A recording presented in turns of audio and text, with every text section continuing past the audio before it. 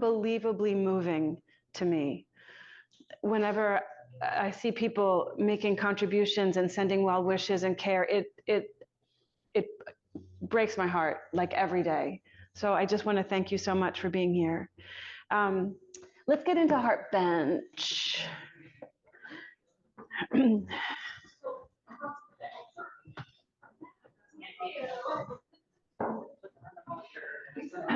So for Heart Bench, one block will be on the tallest height near the back of your mat. One block is on the narrow side in front of it. We will be bringing the soles of the feet to touch. So if you feel like you and your neighbor are going to knock knees, just go forward or backward, like stagger a little bit on your mat. So you've got all the space you need. The base of the skull is resting on the taller height block. If it doesn't feel good to have the soles of your feet touching, you can keep your legs long. You can bring your feet to the floor and let your knees drift in towards each other.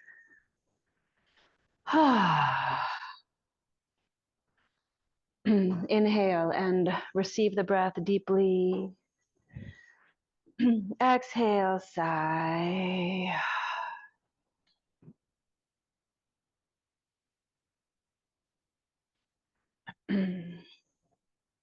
Maybe I'll just call her. I can't FaceTime her.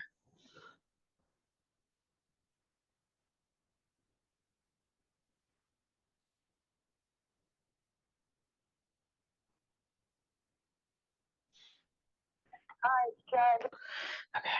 Okay.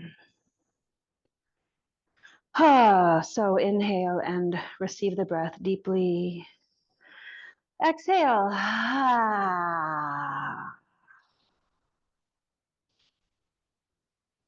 And come into an immediate experience of now.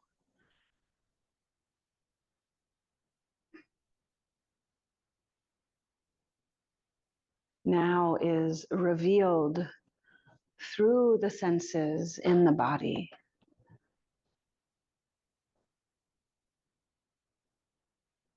The immediacy of the moment, not conceptual, not comparative,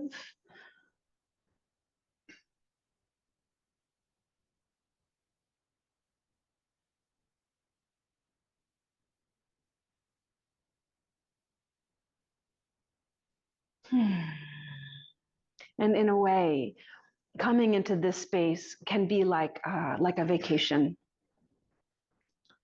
It's a space in which you don't have to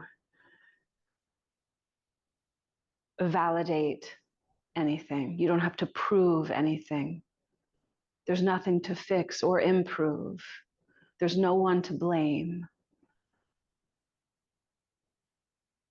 There's nothing to acquire or achieve. There's no fear of failing.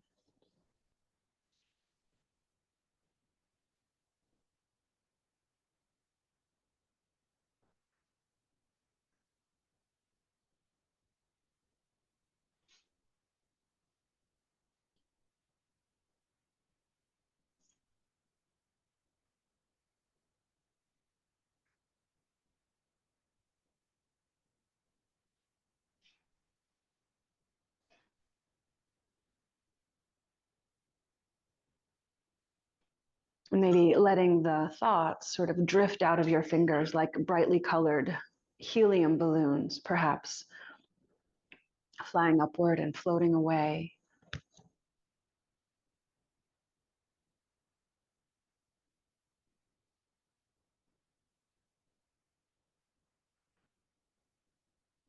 You come into a sense of spaciousness, a sense of ease.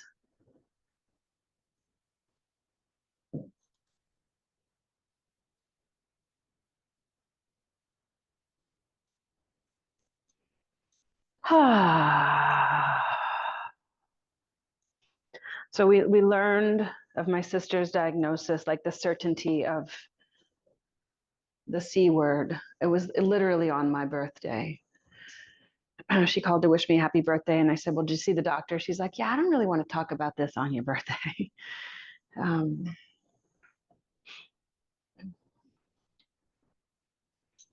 But she said, like almost one of her first conversations she had, she said, I don't feel sorry for myself, which I thought was amazing.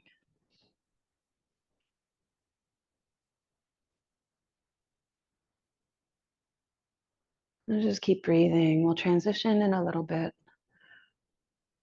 My sister's had a hard life. She was addicted to drugs for a long time. She was a heroin addict. She was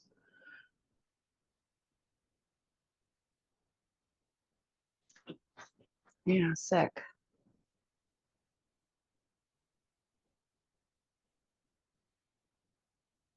And she's been clean, I don't know, 16 years maybe.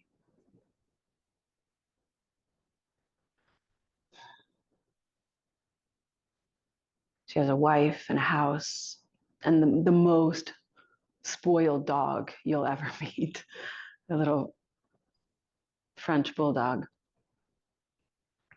But what I really want to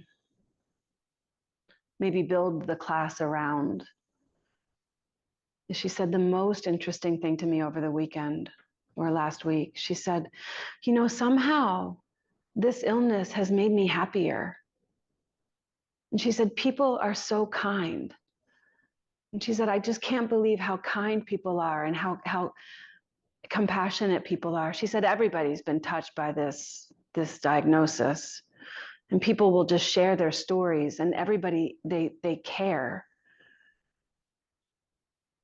Which makes me a little sad that for a long time she didn't feel that there was a loving or caring presence in the world. But it's so touching and so beautiful. And I just want to thank each and every one of you for helping to open her heart.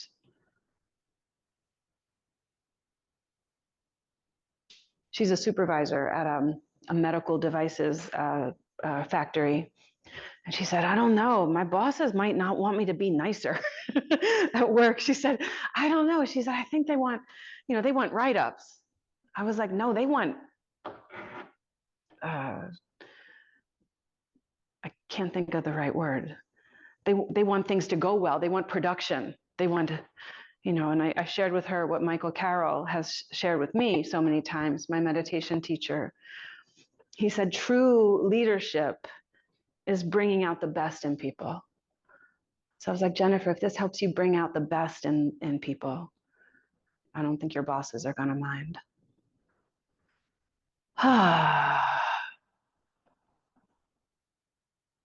Let's take 3 more breaths here, and just maybe let yourself bask in this, the vibration of kindness. How we can look at any situation from the lens of the mind and divide and prefer and judge. And we look at the same situation through the lens of the heart, and all we have is unity and love. Let's inhale together and exhale. Go ahead and press your elbows down, tuck in your chin, peel your way back up towards sitting. You can have your feet on the floor for just a moment. Maybe knees are bent, eyes are closed. It's like we learn to establish ourselves in the eternity, the eternal now. And from this spaciousness, we greet and even dance with, like we dance with the continuously unfolding moment. Maybe hold hands on the back of your thighs, tuck your tailbone round your spine. You can rock your head a little bit, wiggle out your shoulders. Just want to make sure nobody's knocking at the door. I don't see anybody. Okay, so let's come to sit, and sit however you're comfortable. If you can sit in Virasana, do that. Virasana, you sit between your heels. You could have one block on the smallest height, one block on the medium height. You could have 2 blocks stacked. If this doesn't work for some reason, don't do it. Sit on a block, sit on a blanket, cross your shins. Ah. Go ahead and close your eyes. Your palms can be down. Your palms could be up. Maybe try each, try both, and decide. Notice how your breath is now.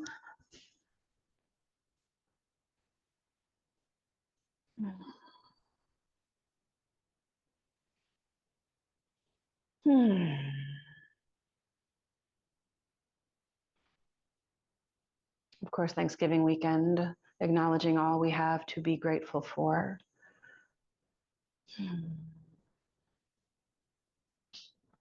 Which includes the challenges, the difficulties, the pain, as well as the delights, the joy. Go ahead and bring your hands into prayer, lift your heart, and bow your head. Ah.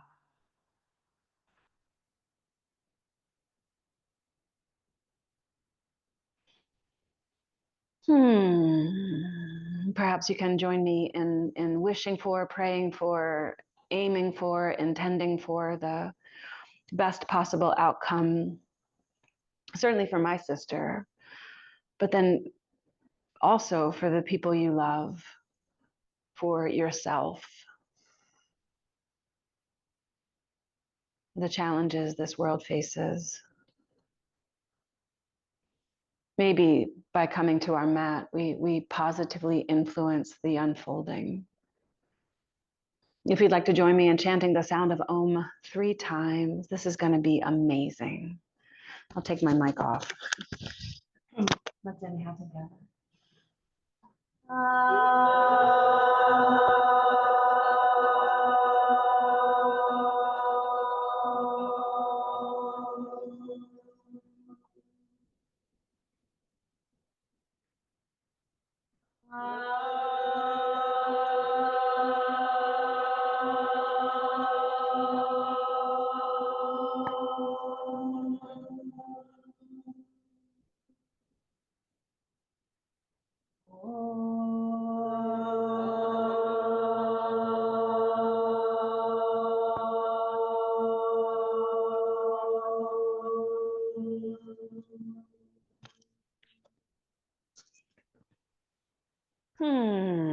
Go ahead and release your hands. I think for our class, our practice today, we'll do a little bit of an opening vinyasa. We'll do some breath work first, and then we'll mostly do yin.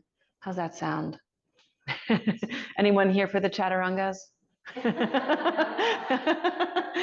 Okay, good. Place a hand on your belly. Inhale, feel the belly swell. Exhale, drift the belly back. Inhale, the belly swells. Exhale, drift the belly back. You might keep breathing like this swelling the belly on inhale, drifting it back. If you are pregnant, if you have uncontrolled high blood pressure, tachycardia, hiatal hernia, recent abdominal injury, simply breathe like this. If none of those conditions apply, let's practice Kapalabhati. So inhale deeply and fully. Exhale completely. Inhale just about halfway. Begin pumping the diaphragm.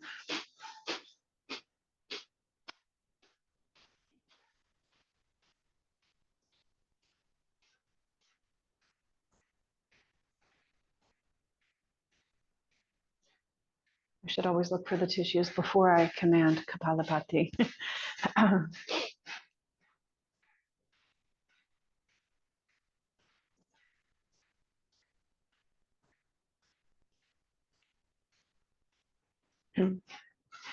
Just a little longer.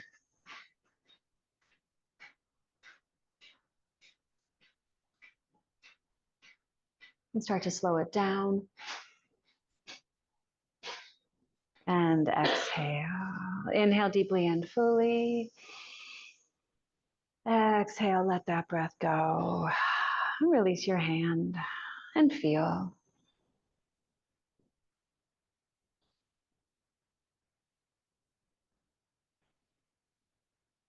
Notice the quality of your mind, if it's willing to be steady and still, if it's rebelling in any way. Notice where it goes. Just keep returning. Bring your fingertips to your shoulder tops. And this is a breath. You breathe in through the nostrils, you breathe out through the mouth. And yeah, we'll be here a little longer. So you inhale, twist to the right, exhale to the left.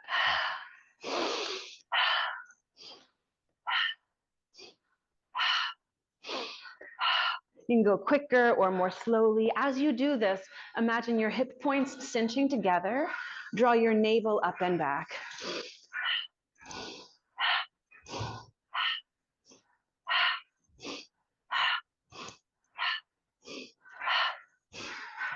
Your face can turn, your face can stay forward. Imagine that you're like rubbing two sticks together, creating a bit of a spark, continuing the digestion from the big meal.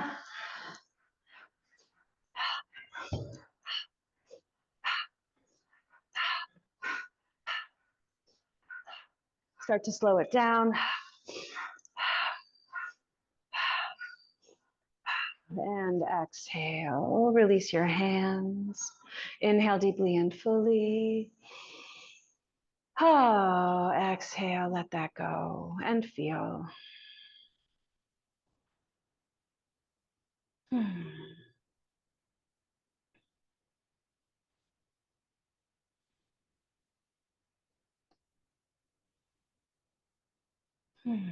Relax your neck, relax your jaw, relax your tongue.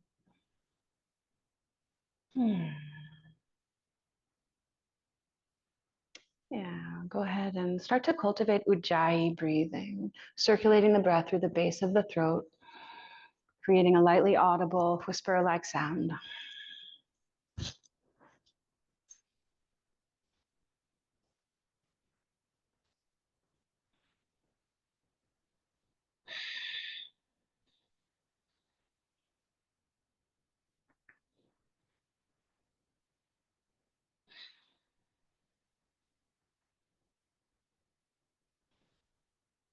Maybe those breath exercises were like rubbing two sticks to spark a flame, and Ujjayi maybe helps to fan the flame.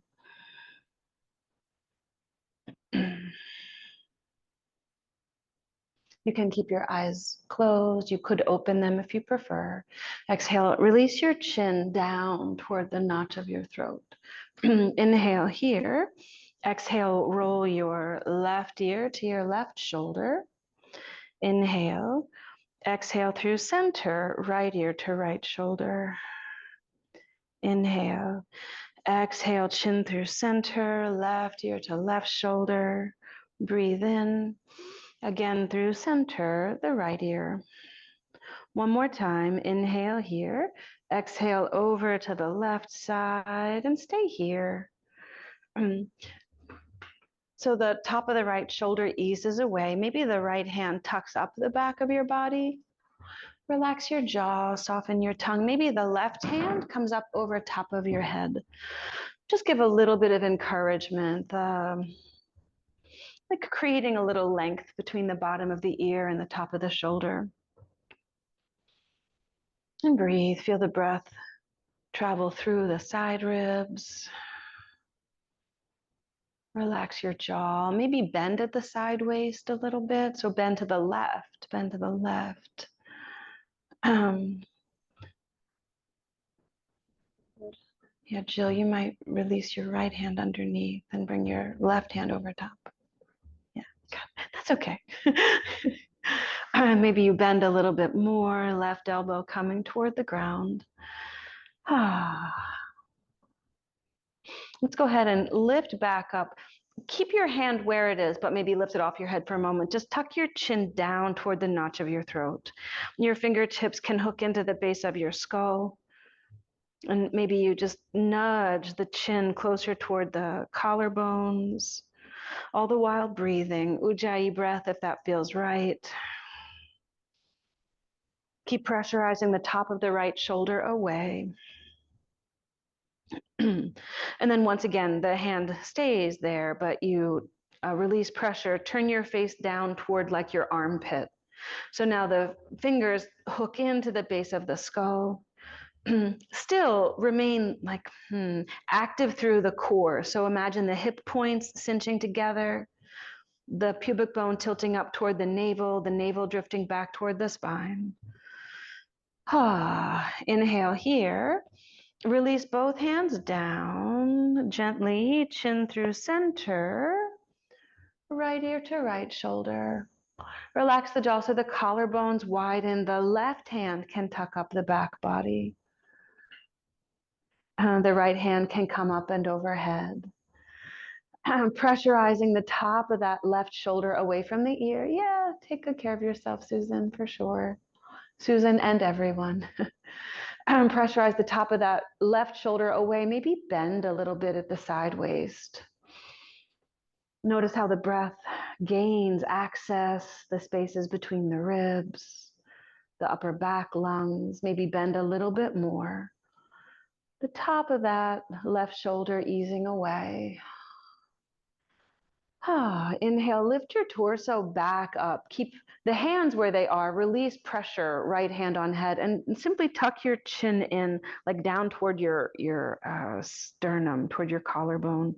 Maybe the fingertips can hook into the base of the skull, and you just get a little bit of length or space there.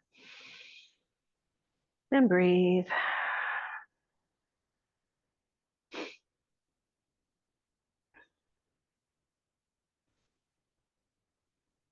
Let the breath be the one constant as everything else changes. Do your best to let the breath be steady. Your hand can release pressure. Your face can turn down toward your collarbone. Maybe once again, hook your fingertips in.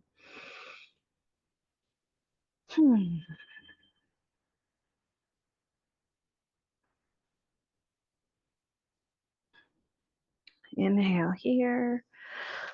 Exhale, hands down, chin to center. Let's go ahead and lift the chin up. Roll the shoulders forward, up, back, and down. We'll inhale, both arms up alongside the ears. Lace the fingers, palms to the sky. As you inhale, arc up the heart, tilt your face up and back. Maybe your bottom jaw moves forward of your top jaw. Stretch out your face, your upper lip. Inhale here. Exhale, tuck the tailbone, round the spine. The palms come forward, drop the chin. Inhale, the arms scoop forward and up. Lift the face up and back. Exhale, tuck and round. Inhale, the arms scoop up. The face tilts toward the sky. Exhale, tuck. Stay here. Drop the chin. Maybe it feels good to rock your head side to side or paddle out your shoulders. Be super intuitive, super responsive to the needs and demands of your body, revealed through sensation. It's like we need to become fluent in the language of sensation in order to decode the messages the body is sending. As you're ready, with your chin to center, inhale your arms back up. And let's slip these laced hands to the base of the skull. Let your elbows go wide, your head heavy, your face tilts. Inhale. Exhale, elbows in, tuck your chin, curl down.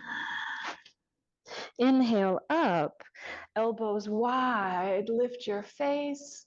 Exhale, elbows in, tuck your chin, curl down. Inhale up, elbows open. Last time, elbows in, hollow the belly, tuck and round. Inhale, back up, palms to the sky. Release your hands. Maybe you squeeze your fingers tight, fan your fingers wide, roll your wrists.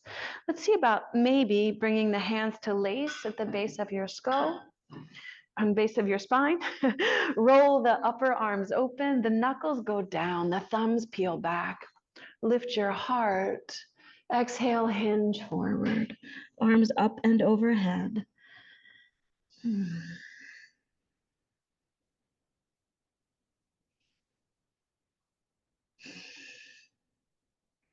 Release your arms in front of you. Let's climb up to hands and knees. We'll do just a little bit of movement before slipping into some yin poses.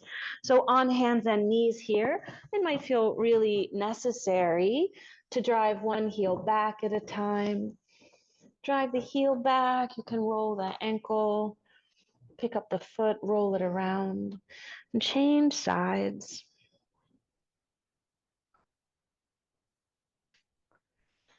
Good. So on hands and knees, let's enjoy some cat and cow movements. Inhale, the sitting bones lift, the belly softens, broad collarbones, lift your face, tuck your tailbone, hollow the abdomen. Hands are pressing down, chin is heavy. Inhale, sitting bones up, belly down, heart forward, lift your face, tuck and round, hollow, firm the hands, heavy the head. Sitting bones up, belly down, heart forward. Let's tuck the toes and lift the hips, come to downward facing dog. Yeah, if that's okay on your shoulder, if that's okay with whatever's going on in your body, pedal out your feet, wiggle your hips from side to side, drop your chin if you can. Yeah, let your head be heavy. And swivel your hips from side to side. Yeah, keep those socks close by, I think. Good.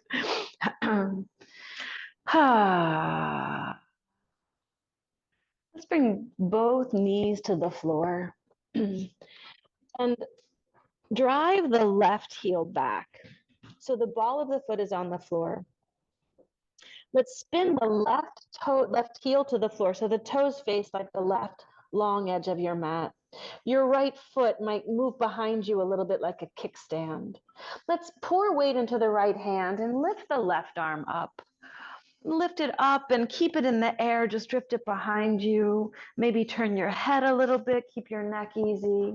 Turn your right palm toward the top of the mat and start to spiral the arm. You can squeeze the fingers, roll the wrist, go in one direction, go in the other direction. Any movements that feel good, make sure the neck stays easy. Stretch that left arm back up to the sky. We'll exhale, bring the left knee to the floor. That thread the needle twist. Thread the left arm behind the right wrist.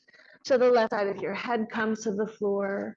You press into the floor with the right hand and look over the right shoulder. You got it, Liza. And then, yeah, see about lifting the right arm up if you like. Tuck it around behind you. Find the left hip or thigh, opening the side body, breathing into that right upper lung.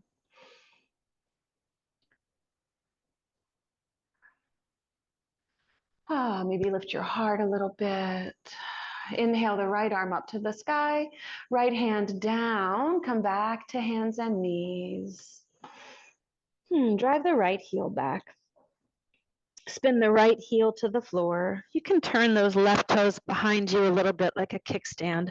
Pour weight into the left hand, lift the right arm up, lift it up, drift it behind you, and then start to spiral the arm.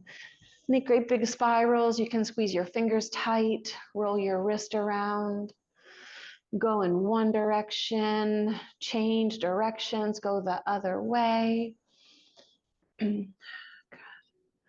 Lovely, lovely. Lift up with the right arm. Bring the right knee to the floor. Thread the right arm behind the left wrist. So the side of the head comes to the floor. The left hand might move to the left at first. Open the chest anytime you like. Lift the left arm up. You got it, Julie. Tuck it around behind you.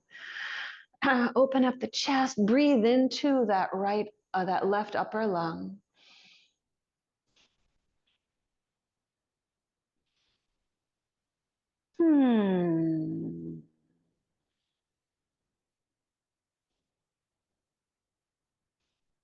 Inhale the left arm up, left hand down, back to hands and knees. And let's come into a child's pose. So at first in this child's pose, your knees can be narrow or wider.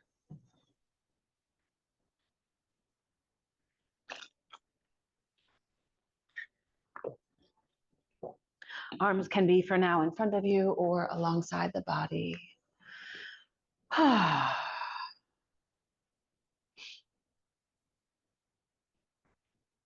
Attentive to sensation, tingle, pulse, glitter, shiver, throb.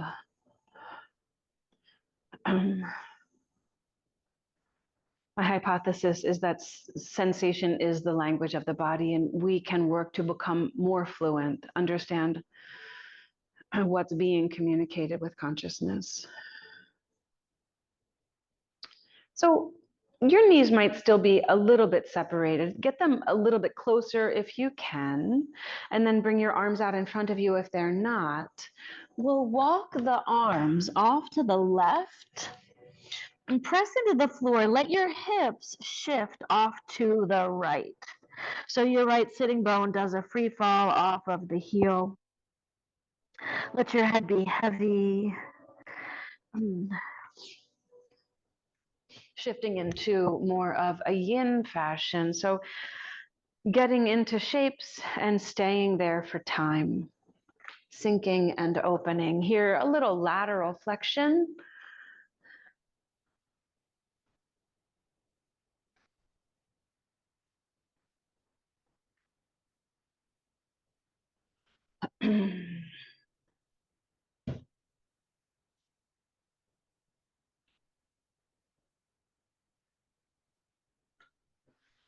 At any point, if the right hand wants to stack on top of the left hand,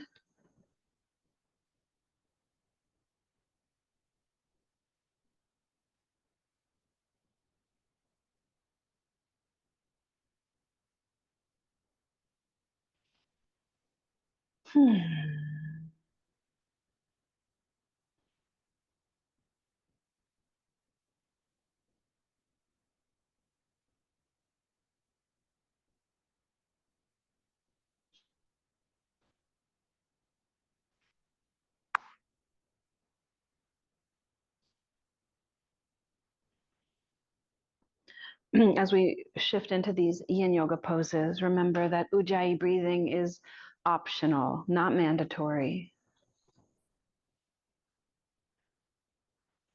If it helps you stay present,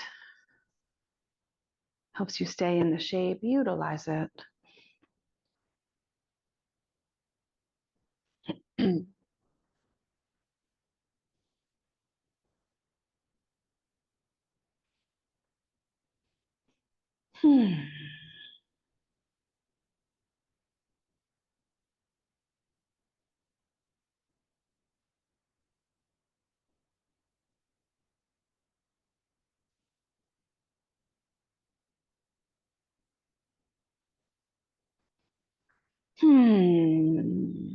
Let's inhale together and exhale. Walk your arms back to center. Enjoy a few breaths in the middle. Sometimes the poses, you feel them while you're in them. Others, you feel after you exit. Others, maybe you just feel tomorrow.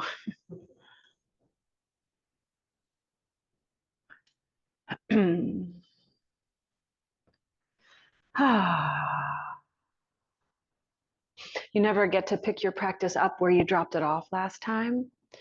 And so it's a continuous starting fresh, coming back to the beginning. Go ahead and when you're ready, walk your arms off to the right side.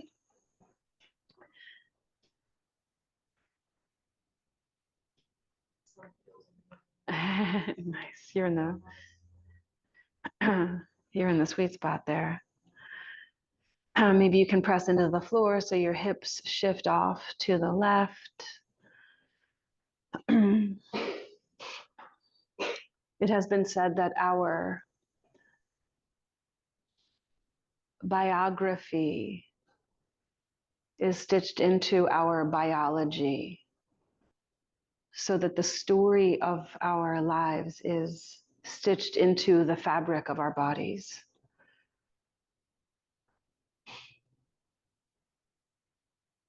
And so when you come to your yoga mat, maybe you're working through some stories from this last week.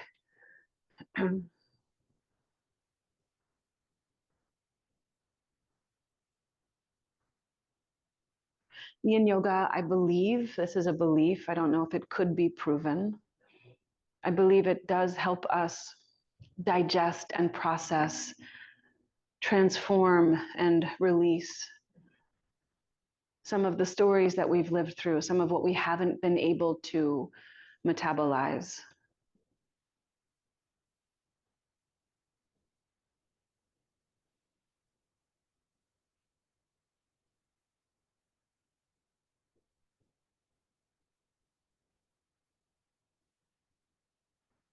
And so inside of the shapes, notice impressions that arise,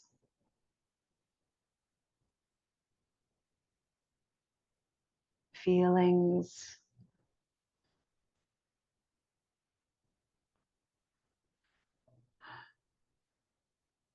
memories, thoughts.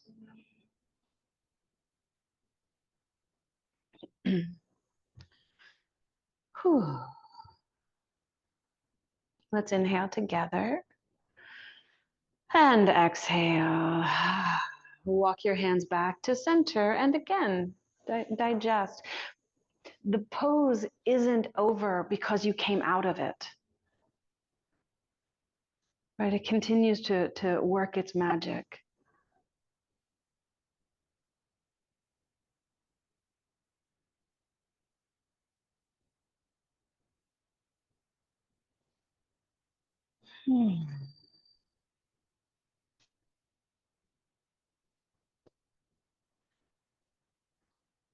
Okay, rise up onto hands and knees and step your right foot forward. We'll practice dragon pose. So you may like a blanket underneath your left shin or left knee. Like if your knee is sensitive, you might stack your shin on top of it so that the kneecap doesn't even touch anything. It's just supported. Your hands can be framing the front foot, or both hands can be on the inside of the front foot. You might like blocks. The blocks can be small or medium or tall. Yin yoga cares less about everyone looking the same in the shape and is more interested in everyone feeling it where you should feel it. Would you like me to get you a blanket? No? Okay. You could use blocks if you wanted to. Yeah. So the idea is to sink and really feel the openness in the top of the left thigh. Yeah. So again, we spend time in yin yoga poses. And so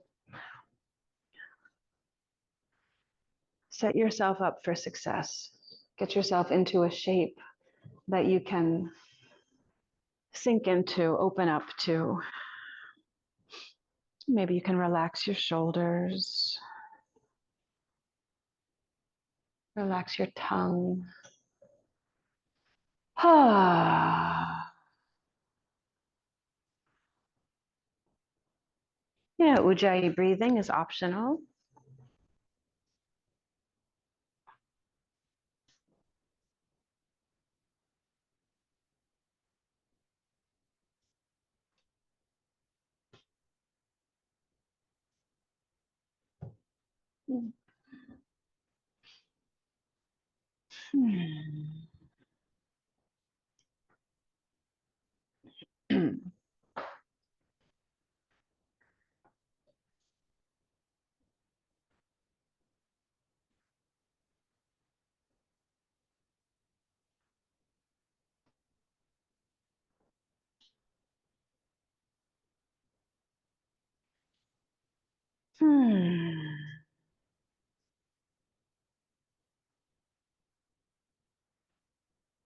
Notice in your body where you might clench or tense.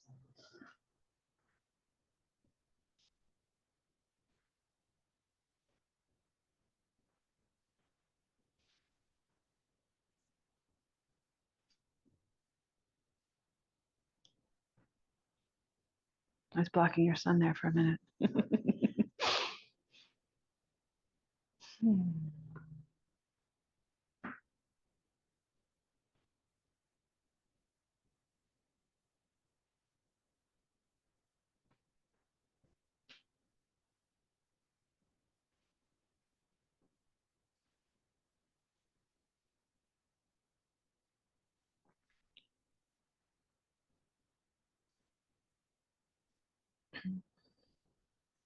Many of you are seasoned yoga practitioners. If you have a solid relationship with your breath, if breath retentions are really compelling, you're certainly welcome to explore breath retentions inside of the poses. You can hold the breath in at the top of the inhale. You can suspend the breath out at the bottom of the exhale.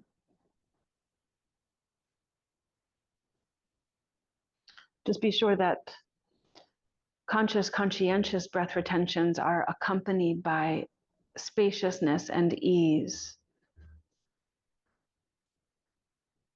a softening into the experience rather than a hardening we're retreating from. The stomach and spleen meridians are said to run along the front of the leg, the front of the torso.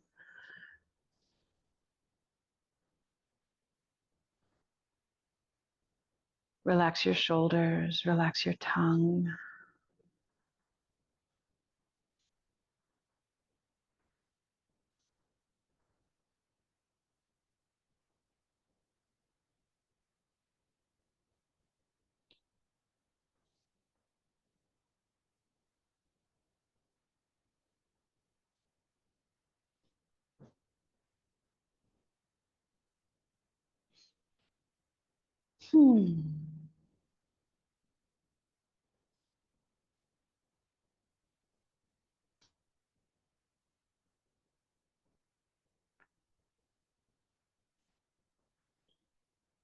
If there's a little extra space, you could sink into any final surrender or allowing.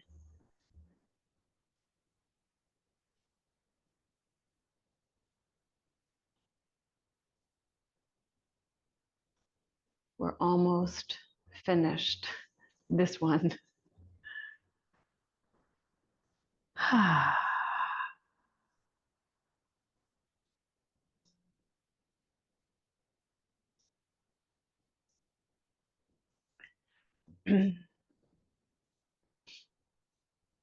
Let's inhale, receive the breath deeply. And exhale, sigh. Go ahead and draw your hips back. You might keep your hands on the blocks, bring the blocks back, maybe slide the right foot forward, wiggle the foot a little, squeeze the toes, hinge over your leg. Notice the depth of the breath here. Notice how relief, the feeling of relief, it's not conceptual, it's an embodied experience. Go ahead and thread this right thigh over top of the left thigh. And see if you can ease your way down to sit between your heels. So we'll practice this as an external hip opener. And there are plenty of options. You can sit on a support if you like. Your heels can be close to your hips. Your feet can be further away. You could instead lie on your back, right thigh over left thigh, hold on around your shin or your ankles. And if this is not the best external hip opener, if anyone would prefer to stack the right shin on top of the left shin and fold, that is an option. So go ahead and fold forward or lie on your back, hold on to your shins. Did you ride your bike in, Jill? No. Okay, good. Yeah, that's freezing. Good. How are you, Alana? Good? Yeah, okay, good. Right thigh over left thigh. Yeah. And since you brought this, if you wanted, yay, if that helps, like just draw your, I would think maybe more like that. I think, just feel, yeah. And then relax your jaw, relax your tongue.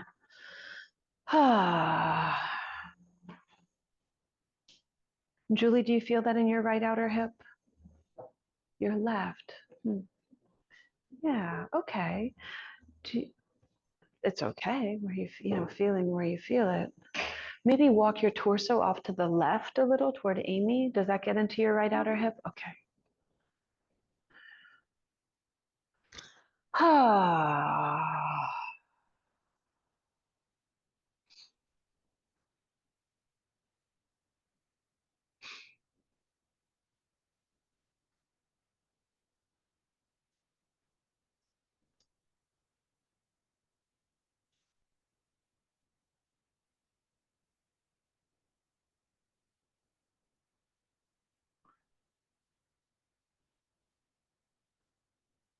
Yeah.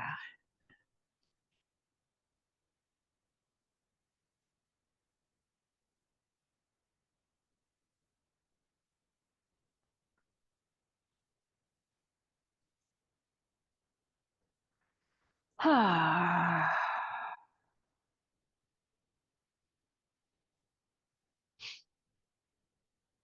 So the stomach and spleen pathways. Susan, you okay? Yep. Yeah. Maybe if you didn't have your knees on this, I don't know for sure. Maybe and then we could bring this under your sitting bones if you wanted. Yay or nay? How's that work? Does that work or not work? Fine. Okay.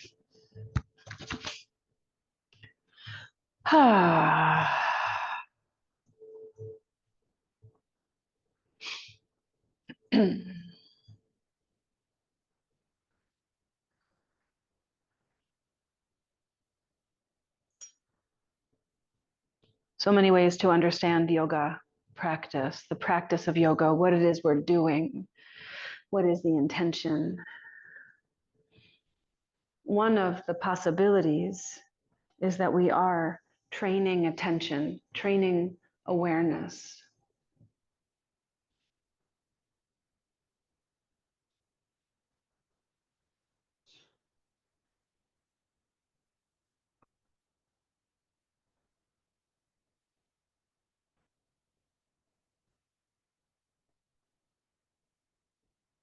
And so here, inside of the shapes, notice when your mind wanders. Notice where it goes, touch it. And then practice the skill of returning to the place you can't leave.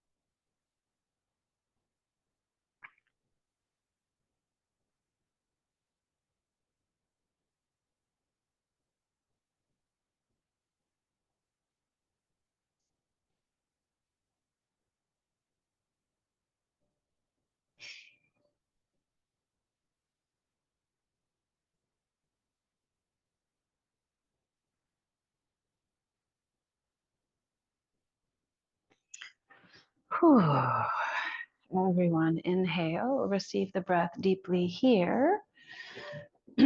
Exhale here. Now, if you're on your back, you can stay right there. If you are folded forward, use your hands, lift yourself up. We're all going to lie down, right thigh on top of left thigh, and let both knees fall to the left. So a lying down twist, your knees can be close to your hips or your armpit, your ribs or your armpit. Right leg on top, both knees to the left. Arms can be like football goalposts. Turn your gaze to the right if you can.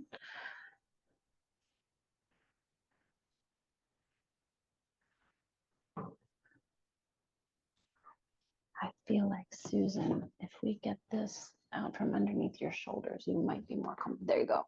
Come on back. Is that better? Yep. Yeah, good. If anyone needs any extra tools or support, please let me know.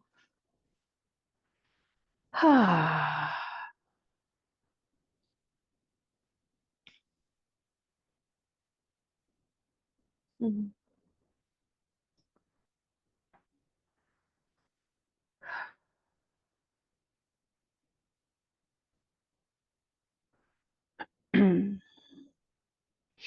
In a poem called Wildflowers, Maya Stein wrote, "How to meet the gray turn of the forecast, the stutter of any new uncertainty, how to tell aloud the thing that broke inside, how to name pain, describe its bones, its cries in the dark, how to bear the way we bear the hurt, how to stop sitting so still in the bearing, how to admit how hard it is, how to carry the grudges, the wounds, the mistakes, the failed efforts, the sour betrayals, the holes we poked in our own eyes, how to stop telling the same old story, how to clear the unclearable decks, how to forgive, how to ask for forgiveness, how to open our mouths for the sake of the wild flowers that live there, how to love through fear, and how to create through fear, and how to fear through fear, how to say hello and mean it, how to say, how are you, and mean it, how to say, no, really, how are you, and mean it. Inhale here and exhale. Roll back onto your back and come into like a letter X shape. Your legs can go wide, like about as wide as your mat. Your arms may be overhead. Yeah, negotiate your space if anyone needs more props or less props. To quote my teacher, I'll be the prop waitress.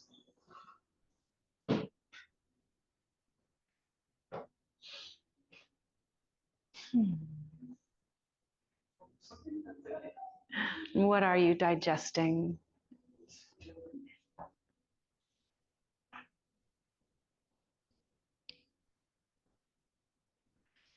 Yeah, yin yoga is not sweaty hot yoga.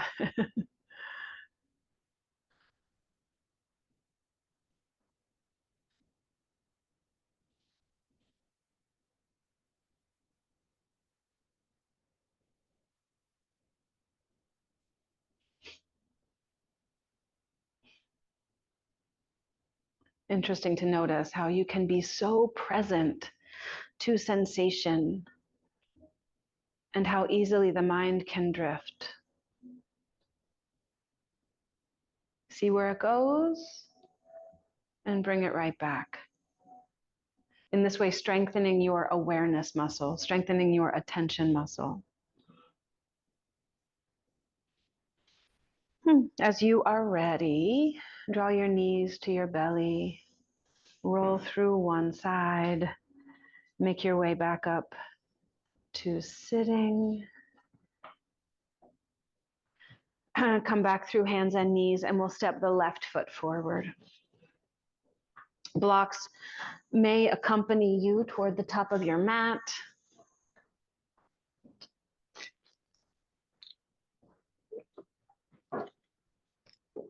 Your left foot comes forward, your Your hands might frame the front foot. They might both be on the inside of the front foot.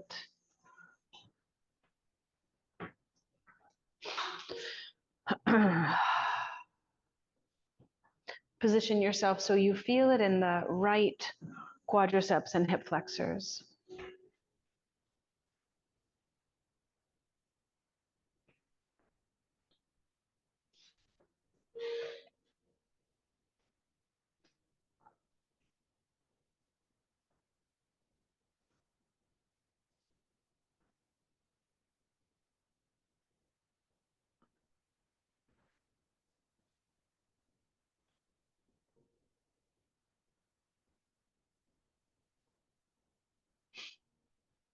Hmm.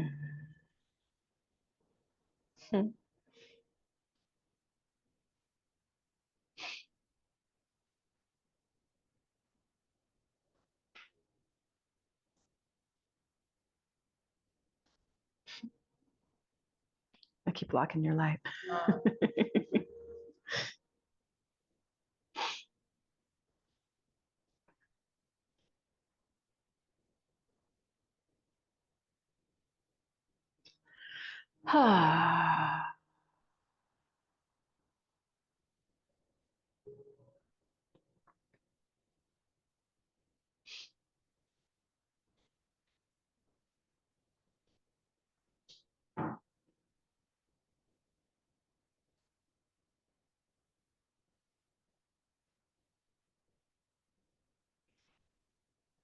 Of course, the very first branch on the 8 limbs of yoga, the first branch are the yamas. Some define them as moral restraints.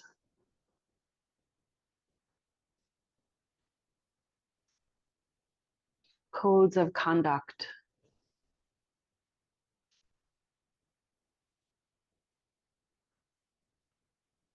The very first of these codes of conduct is yama. No, it's ahimsa. You did that to me, Michael. I know you were like sending me.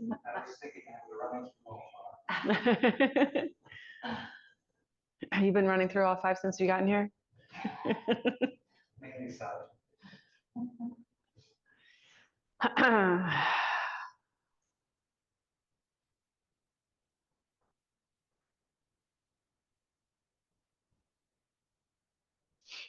So yeah, the very first one is ahimsa. Ahimsa, it means non-harming or non-violence. But a lot of people sort of push back a little and say how difficult it is to actively practice a negation.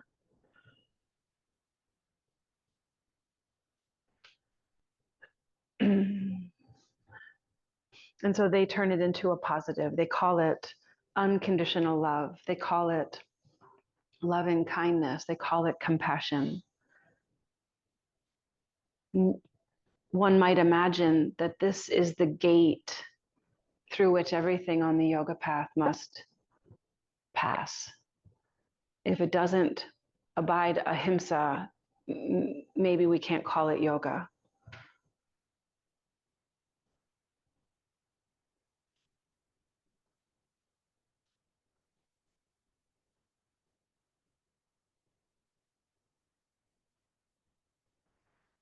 Keep breathing.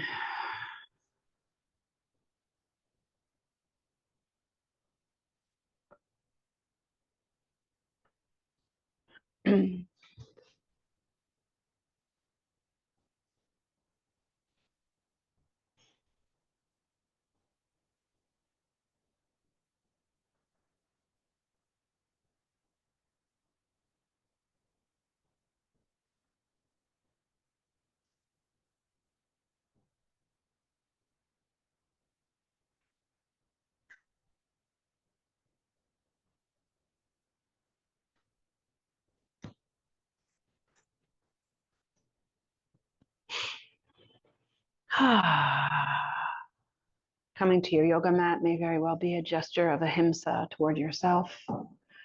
This ahimsa is said to apply to your thoughts, your words, and your deeds, your actions. toward all living beings, and it starts with yourself.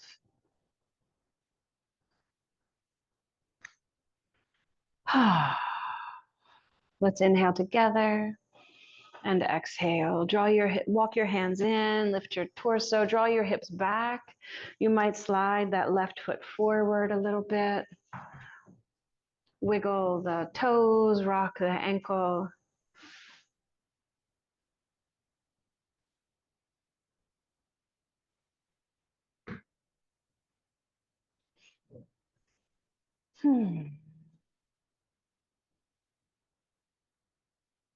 Nice. And then as you're ready, thread the left thigh in front of, on top of the right thigh. If you've been sit on a blanket, maybe move the blanket out of the way. See if you can sit on the floor between your heels. You're certainly welcome to lie down on your back. Go ahead and fold forward.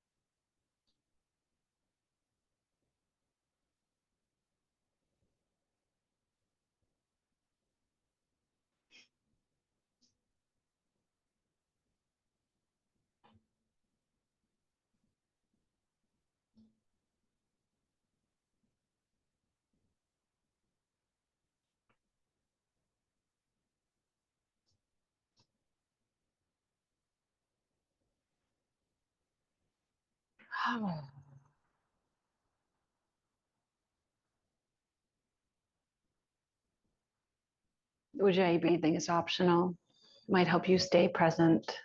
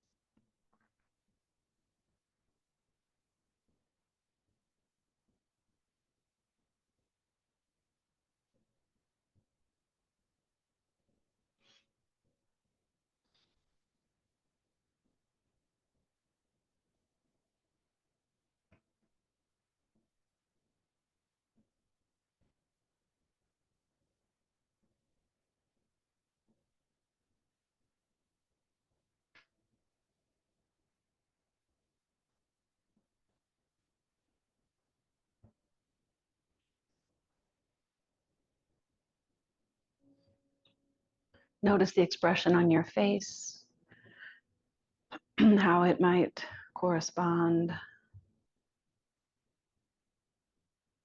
to your thoughts, your feelings.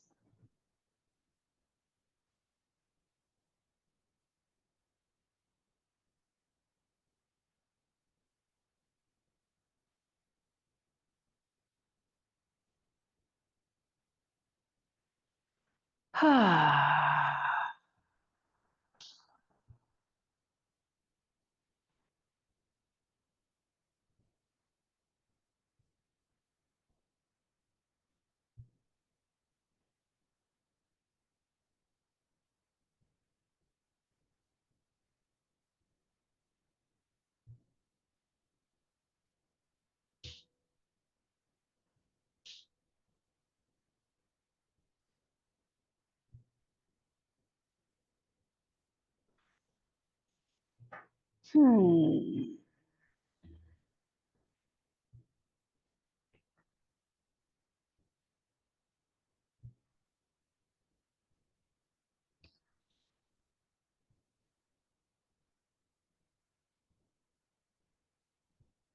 Again, the stomach and spleen meridians run along the front of the legs into the torso. The gallbladder meridian runs along the outside line of the body.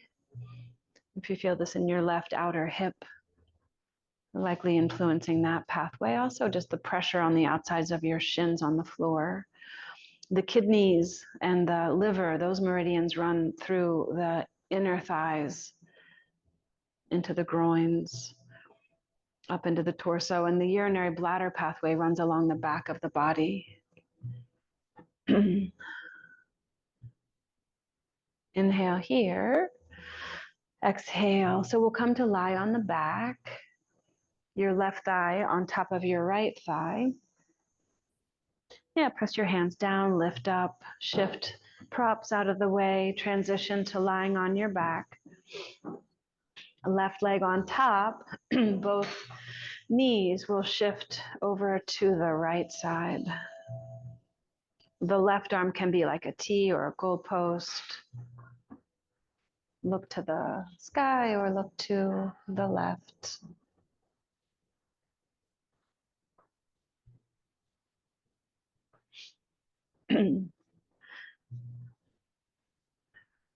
I see some chatter on different groups suggesting that it's untrue to imagine that through movement we're literally influencing the meridians, but I'm choosing not to believe them. I love the idea that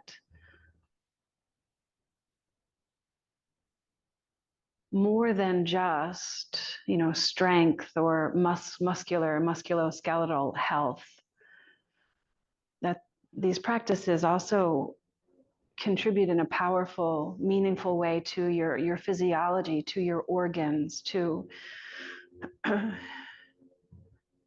your endocrine system, to your mental and emotional health and well-being.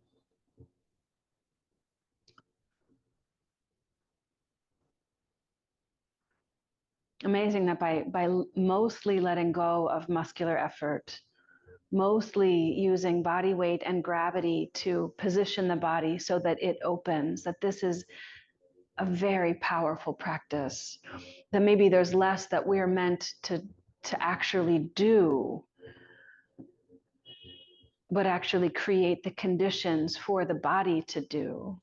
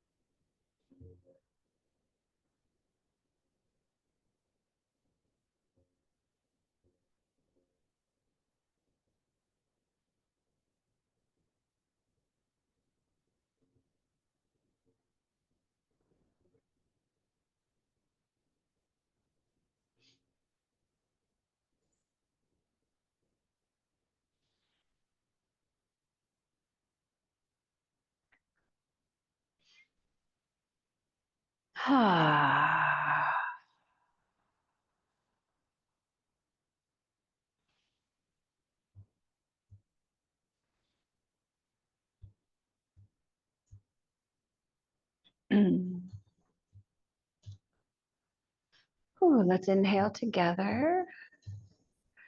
Exhale. Oh, roll back onto your back. Lengthen your legs. Come into something like a letter X shape.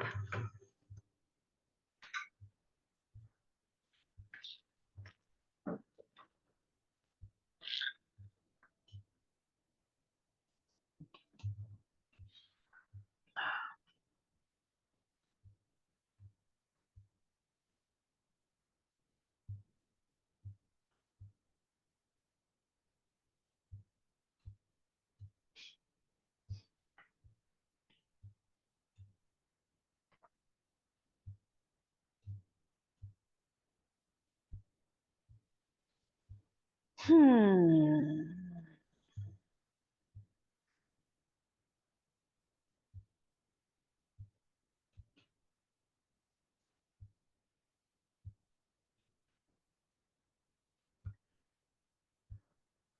Let's go ahead and everyone bend your knees and lift up your hips.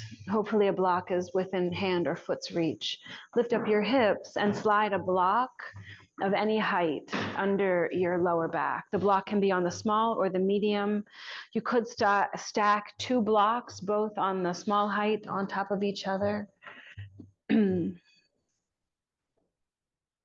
Your feet can stay right under your knees, or you can walk your feet away from you. And breathe. Something here of a passive backward bend. Your feet can go wide, they can stay narrow.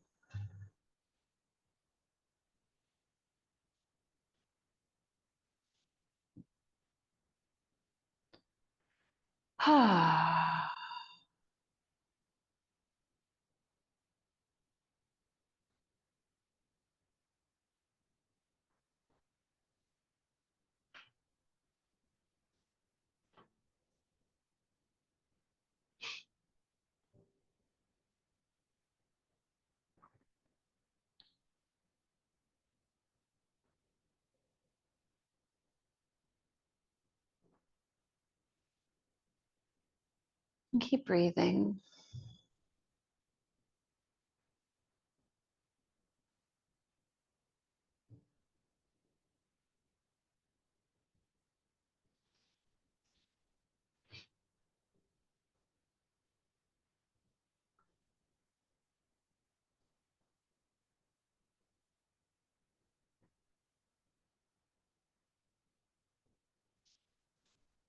I learned in a training once that it takes 15 minutes, at least 15 minutes to relax, to be able to relax.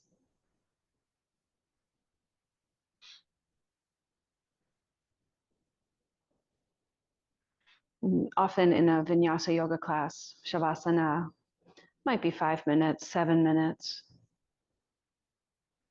8, maybe 3. One of the things I believe is so potent about yin yoga is that we spend the whole practice letting go. Spend the whole practice releasing, surrendering, opening, receiving.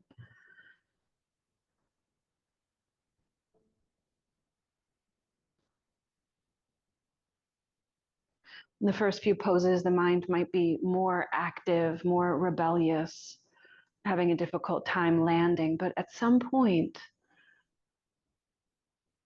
hopefully by now, you have this sense of relief, of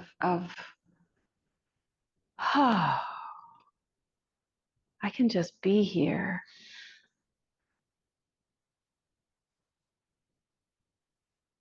Some have said that the Om cycle, the the process of becoming, beginning, middle, and ending, continuously colliding.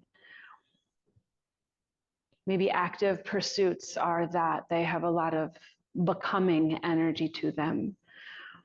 Yin yoga, maybe this is the practice of pure being, meditation, yin, maybe restorative. And so that we're not trying to be anywhere else, but maybe becoming increasingly curious about the space we already occupy.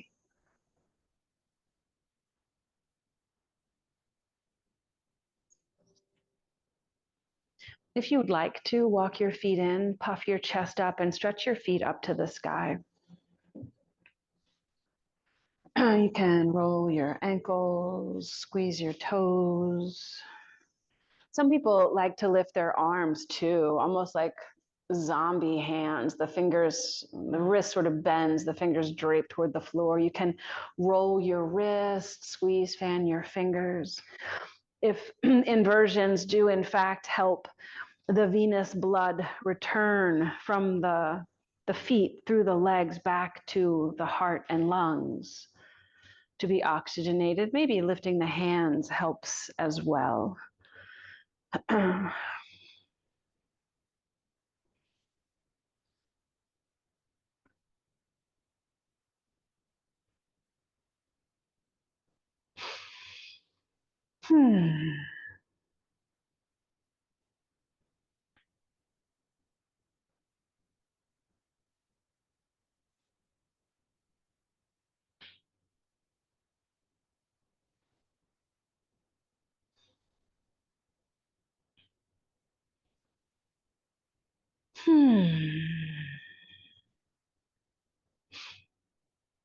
If you've already had enough of your feet in the air, you can bring your feet to the floor. If you love it and don't get nearly enough time here, stay for a little longer.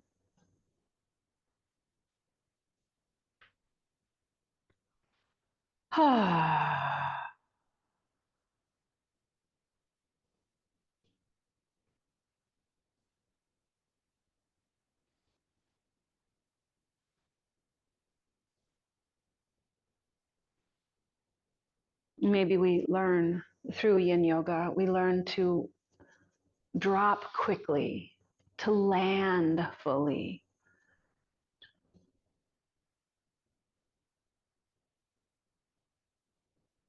That's been 2 minutes with your feet in the air. If you would like to stay longer, please do. If you feel like you've gotten your fill for now, go ahead and bend your knees, feet to the floor.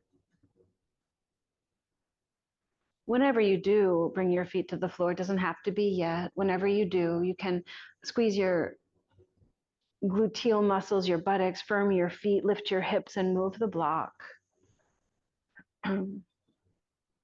Maybe widen your feet as wide as your mat, and be so curious about sensation as you sway your knees from side to side.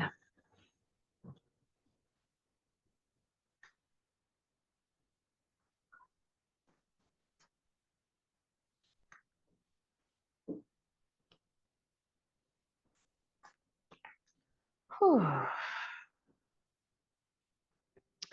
Yeah, and if you're willing to come down now and lift your hips, thank you. We're going to, as you're ready, roll back up. I'd love for you to come back onto your hands and knees, this time to practice praying mantis pose. So your blocks are shoulder width distance apart.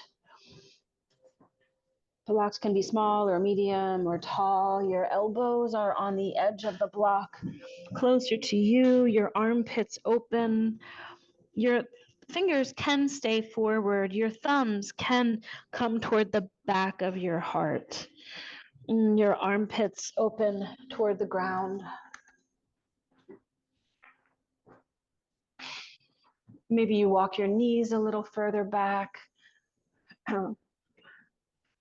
Could have your knees under your hips, which is continuing in the extension of the spine. Susan, you might walk your knees further behind you, actually. It's like your heart is melting toward the ground. Your armpits are like hammocks sinking downward.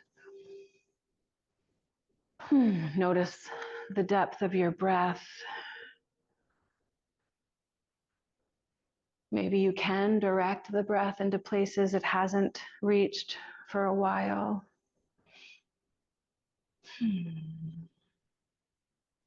The heart meridian, the lungs meridian, and the pericardium, they all run through the front of the arm. The back of the arm has the small intestines, the large intestines, and something called Sanjiao.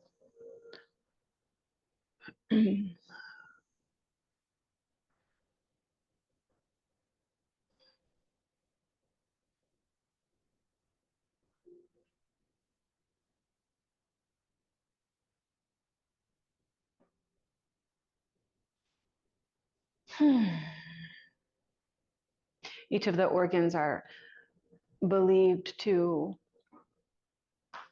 rule over different emotions, emotional states. And just like energy could be said to travel in a pattern that could be described as excessive or deficient or balanced,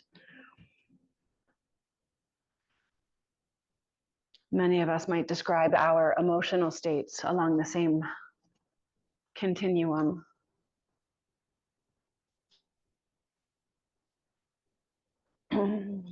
The heart is said to rule over joy. The lungs are said to rule over grief.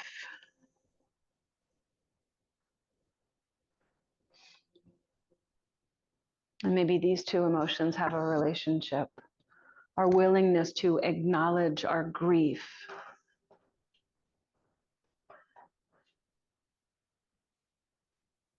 may be related to our ability to acknowledge and experience joy.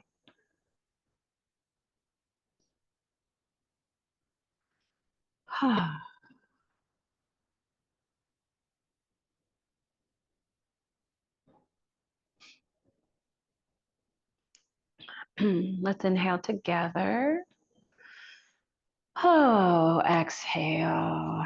You can walk your knees closer to the blocks. If you want to stay for a couple more breaths, you're welcome to. But if you are ready, walk your knees closer to the blocks and get your elbows off the blocks. You can sit on your heels. You can sit in child's pose.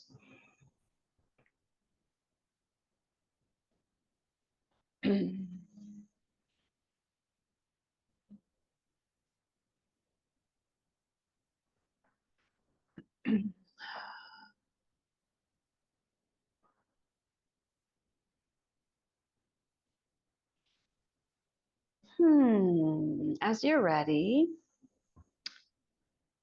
wiggle your whole body to the right of center on your mat. We're going to lie down on the belly. So pretending I'm lying on a mat, I could have my left leg and the left side and my torso on the mat, but maybe the right side is off the mat. We're going to roll over and be back on the mat. So the left arm can be out like a T, armpit height or higher or lower. Then you'll look to the right. And you'll press into your right hand and roll onto your left outer hip. And from here, maybe you like a blanket or a block underneath your head. You can bend and stack both knees or bend just the top knee. That foot might go in front of or behind the long leg. The right hand can stay on the floor, almost like a lever, giving you some purchase, giving you some support, or the right arm lifts up and drifts all the way around behind you.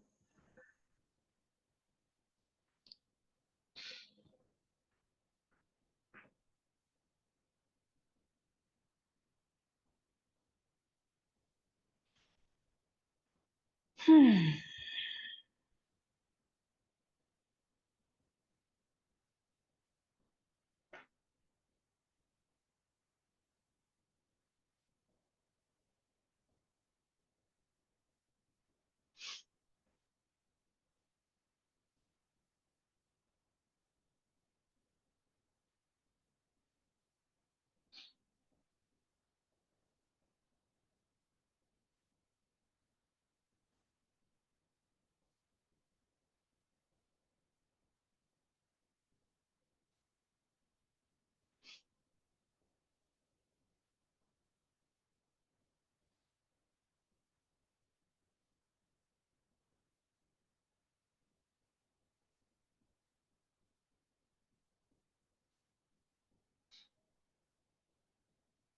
Hmm.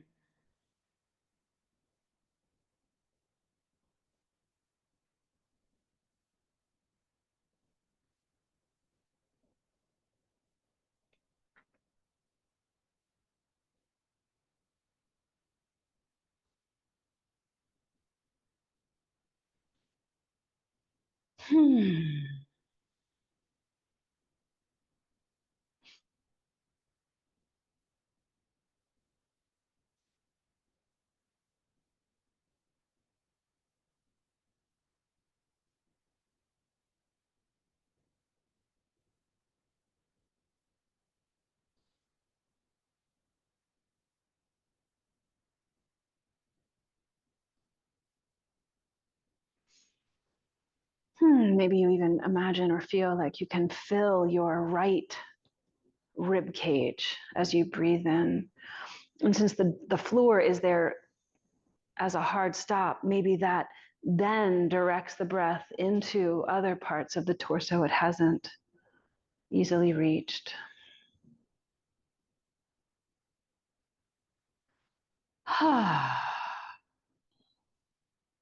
Let's inhale together and exhale. Stretch your legs long. Lift your right arm up if it's behind you. Roll back onto your belly. Keep that left arm out to the side for a couple of breaths.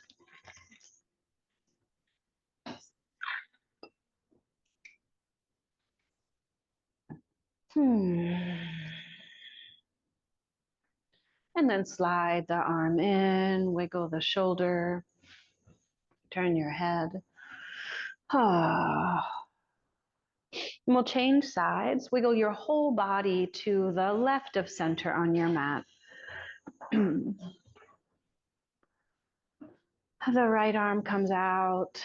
We look to the left.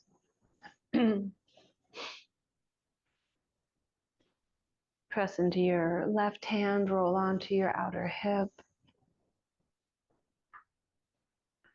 Yeah, maybe you bend and stack the knees, or maybe just the right knee bends. Nope, left knee bends in front of or behind the long leg. You can keep the left hand on the ground or lift it up and drift it around behind you.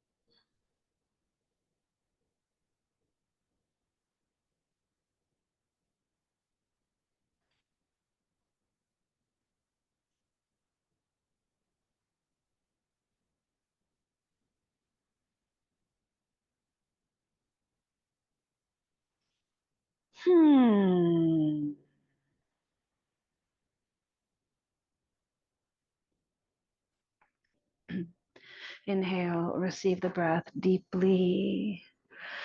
Exhale. Go ahead and lift your arm up if it's behind you. Roll back onto your belly. Your legs go long. That right arm can stay out for a breath or two.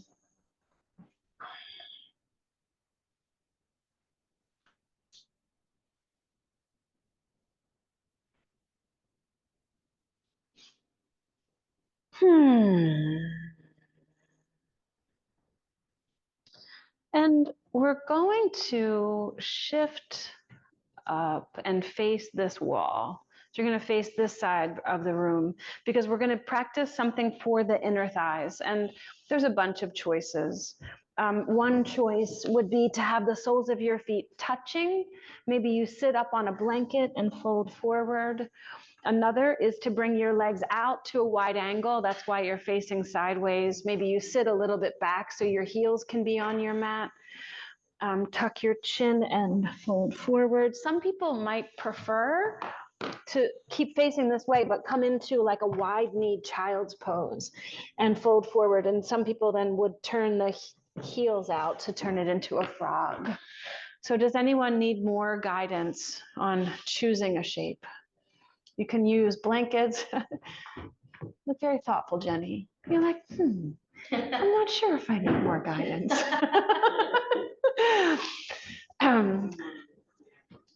Go ahead and fold forward. Maybe your legs can go wide. Susan, you might sit a little bit behind your mat, and then that way you could have your heels on the cushion of the mat, or just put the blanket underneath of them if your heels are in any way tender. Yeah, maybe sit up on something. You could instead bring the soles of your feet to touch, to fold. Oh, good. Okay, nice.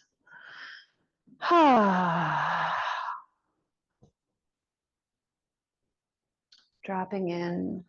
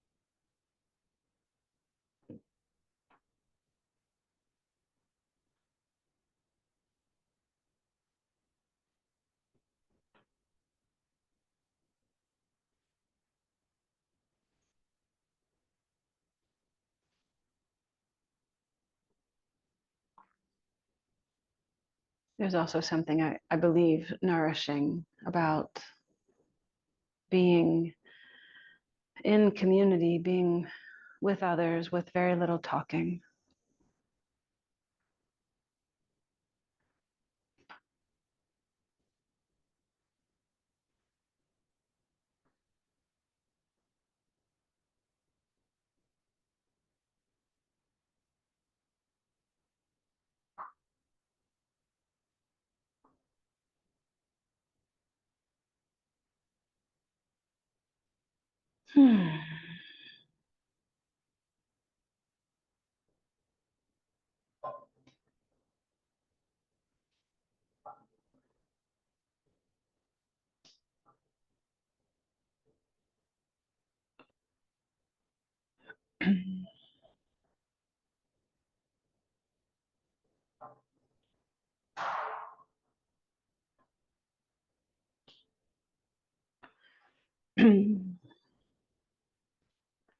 And so this idea of ahimsa, of non-harming, of kindness, of maybe positive regard, maybe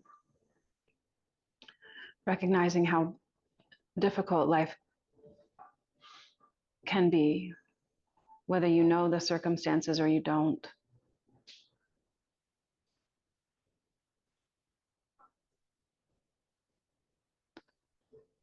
Just a few more breaths here. Rumi wrote, "The sadness I have caused any face by letting a stray word strike it.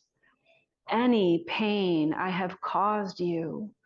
What can I do to make us even? Demand 100-fold of me. I'll pay it. During the day, I hold my feet accountable to watch out for wondrous insects and their friends. Why would I want to bring horror into their extraordinary world? Magnetic fields draw us to light. They move our limbs and thoughts. If our hearts do not hold a lantern, we will stumble over each other, huddled beneath the sky as we are." And go ahead and walk your hands in and lift up. And simply pause here for a moment.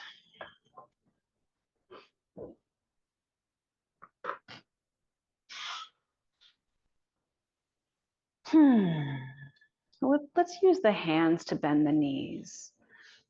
And then simply sway your knees from side to side.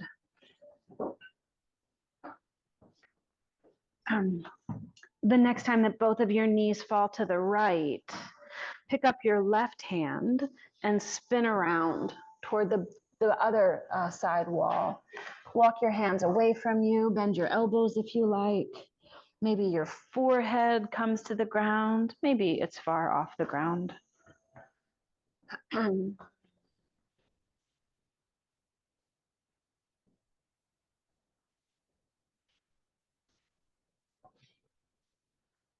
More like a twist, like maybe all 10 fingers can point toward that side wall.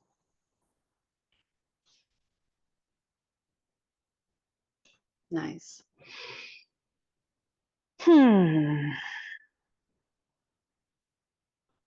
Inhale here. Exhale. Go ahead and walk up onto your hands. Come back to center. Pause. Feel the swirl. Let both knees fall to the left. The right arm swivels around. Elbows bend, maybe sway out of the way. Maybe the forehead comes to the ground.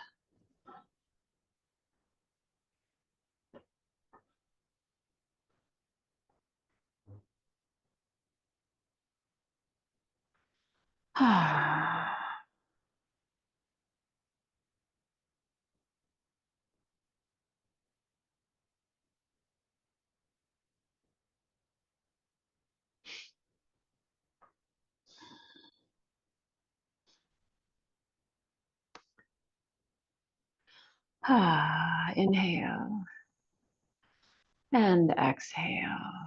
Come on back up and sit for a moment. And now you decide. I'll come around and give a little shoulder press. We're heading into Shavasana. If you want a shoulder press, if that sounds nice, have your head toward the windows, come to lie down. If you don't want that, for any reason at all, have your head toward the opposite wall. Yeah, put on your layers, socks, sleeves, nestle under a blanket, put a bolster under your knees, whatever would help you feel really cozy, like you could practice loving kindness toward yourself.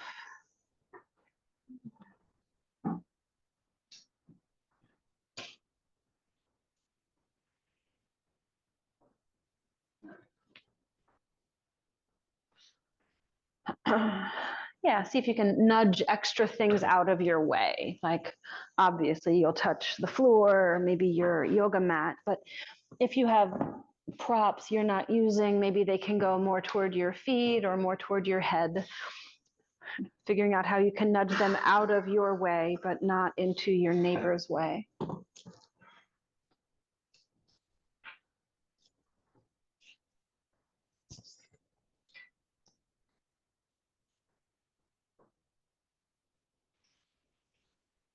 Everyone inhale, receive the breath deeply. Exhale.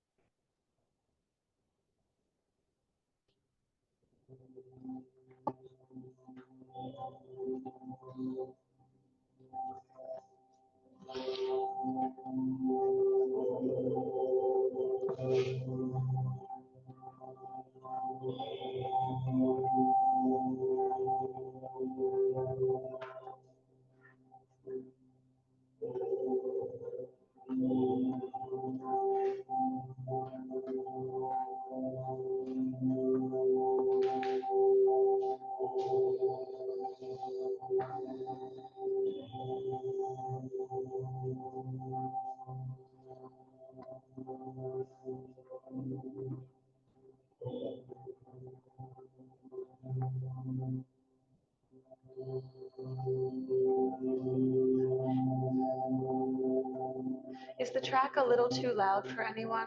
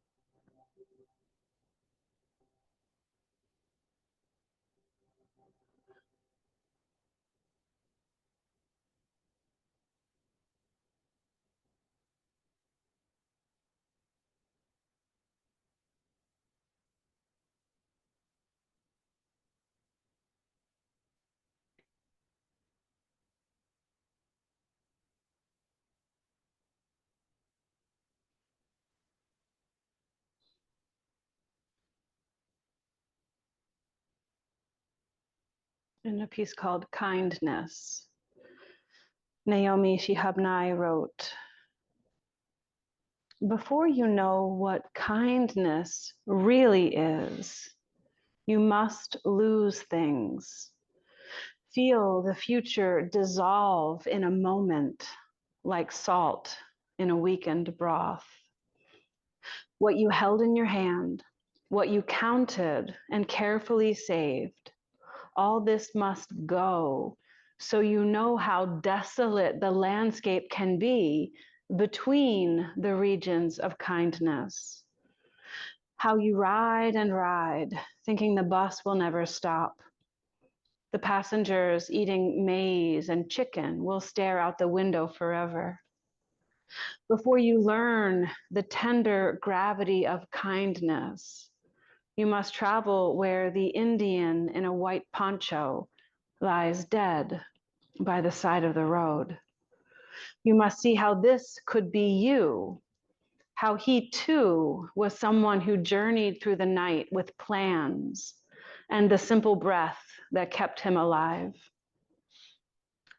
Before you know kindness as the deepest thing inside, you must know sorrow as the other deepest thing. You must wake up with sorrow. You must speak it till your voice catches the thread of all sorrows and you see the size of the cloth. Then it is only kindness that makes sense anymore. Only kindness that ties your shoes and sends you out into the day to gaze at bread. Only kindness that raises its head from the crowd of the world to say, it is I you have been looking for, and then goes with you everywhere, like a shadow or a friend.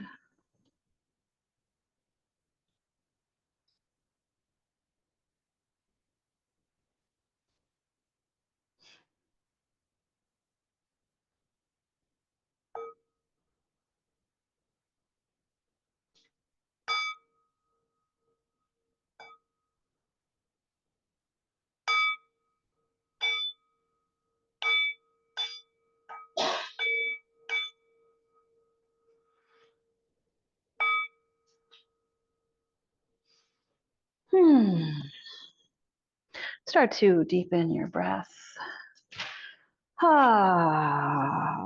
Whatever movements feel good, God bless. Wiggle around, stretch your arms overhead like a good morning stretch, like the whole practice has been nothing but a dream.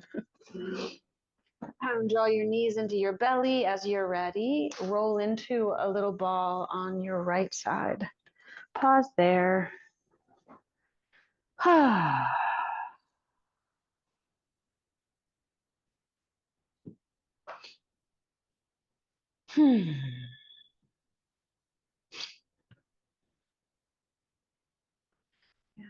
As you're ready, build your way back up to sitting. Return to a comfortable cross-legged position.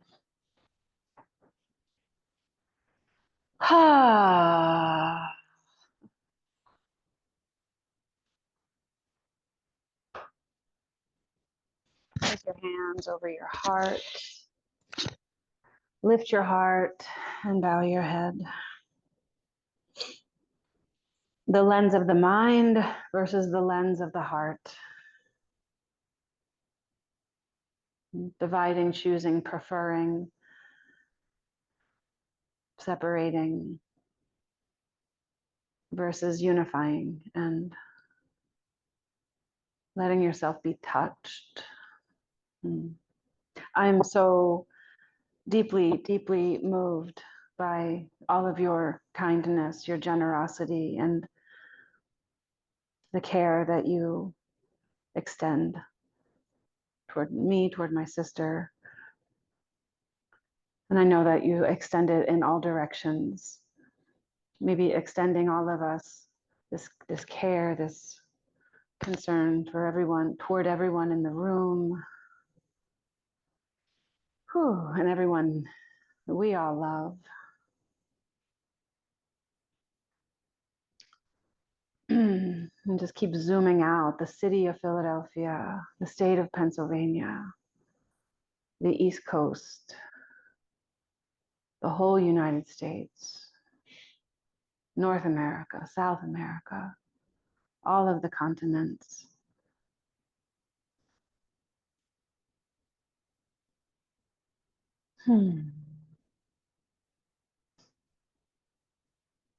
If you'd like to join me in chanting the sound of Om just one time, let's inhale together. Ah.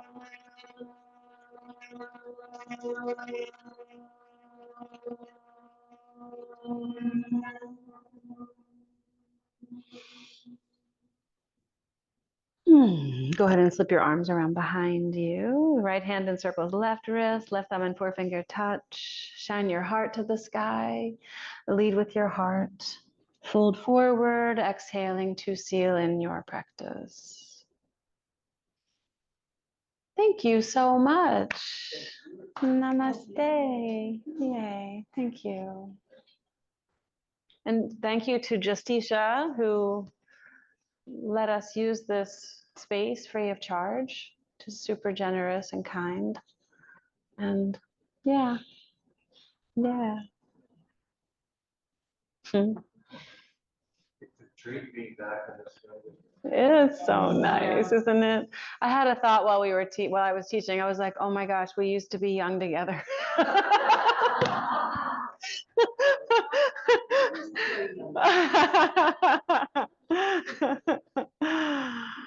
Whew, yeah. 19 years. 19 years. 19 years. I mean, I opened with the original Wake Up Yoga 22 years ago. Yeah, and then I started practicing. 25? 2005, yeah. 2005. 2005, yeah. Yeah. Yeah, I was thinking next year will be my 20th year. That's amazing. Yeah. Yeah, if I can be helpful, reach out, let me know. Leading some retreats in Costa Rica. I think the March one has a lot of space. If anyone wants, it's probably going to be an intimate group this time. It was like 8 people the first year and then 29 the second year. And now we'll be back down to like, I'm hoping for 12 or 14. So if you have friends who want to come, or if you want to come, let me know how I can sweeten the deal.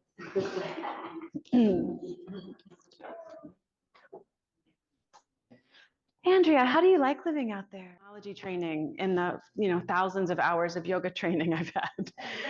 So I'm so happy to see you all. It's really touching. It's